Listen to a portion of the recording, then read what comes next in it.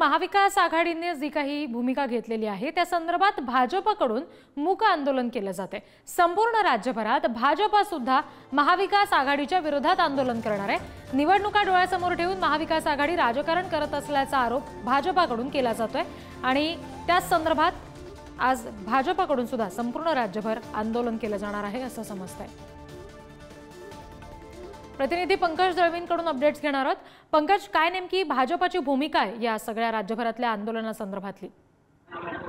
राज्यभरामध्ये भाजपाकडनं आंदोलन केलं जाणार आहे। मुंबईमध्ये भाजपाकडनं 2 ठिकाणी आंदोलन जे आहे ती केली जाणार आहेत। एक आंदोलन डॉक्टर बाबासाहेब आंबेडकरांचा जो मंत्रालयाजवळचा पुतळा आहे तिथे हे आंदोलन केलं जाईल आणि दुसरं आंदोलन जे आहे तो प्रसाद लाड सायणला जे आहे ते करणार आहेत। चित्रावाग आणि महिला भाजपा जे आहे ते मुंबईमध्ये मंत्रालयाजवळ बादामकामा मार्ग आहे तिकडे डॉक्टर बाबासाहेब आंबेडकरांच्या पुतळ्याजवळ केलं जाणार आहे।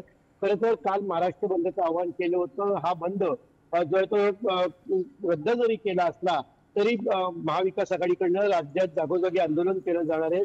त्या पुकारलेल्या बंद आणि नंतर केलं जाणारं आंदोलनाची भूमिका या सगळ्याला उत्तर जे आहे ते देण्यासाठी म्हणून भाजपाकडनं अशा पद्धतीने राज्यभरामध्ये आंदोलनं केली जाणार आहेत। त्यातलं मुंबईतलं आंदोलन हे महिला भाजपा जी आहे महाराष्ट्राची त्यांच्यातर्फे केलं जाणार आहे।